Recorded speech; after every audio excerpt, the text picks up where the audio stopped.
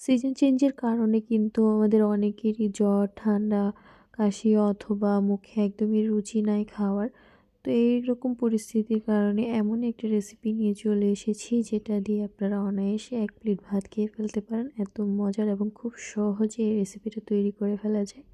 তো তার জন্য ১ম এ আমি মুরগির একদম হাড় ছাড়া মাংস নিয়ে ছোট, ছোট করে পিস করে নিচ্ছি, দেখতেই পাচ্ছেন। তো এতে পিস করা হয়ে গেলে তারপর একটা বোলের মধ্যে উঠিয়ে আমি খুব ভালো করে পানি দিয়ে ধুয়ে তার মধ্যে স্বাদমতো লবণ, মরিচের গুঁড়া, হলুদের গুঁড়া, ধনিয়া এবং জিরার গুঁড়া দিয়ে আদা বাটা এবং রসুন বাটা দিয়েছি। গরম মশলাও দিয়েছি।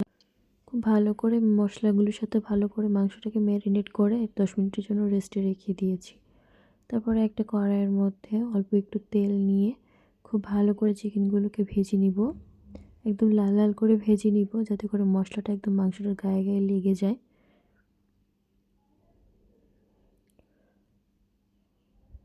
তো এই তো ভাজা কিন্তু একদমই হয়ে যাচ্ছে, একদম লালচে কালার যতক্ষণ না হয়ে যায় ততক্ষণ ভাজতে হবে। তো দেখতেই পাচ্ছেন খুব সুন্দর করে কিন্তু ভাজা হয়ে গিয়েছে। তো এগুলোকে খুব ভালো করে ঠান্ডা করে নিয়েছি। পর্যায়ে হাত দিয়ে চেপে চেপে মাংসগুলোকে একটু ভেঙে নিচ্ছি, দেখতেই পাচ্ছেন খুব সহজেই কিন্তু ভেঙে যাচ্ছে, খুব সুন্দর করে কিন্তু সিদ্ধ হয়ে গিয়েছে।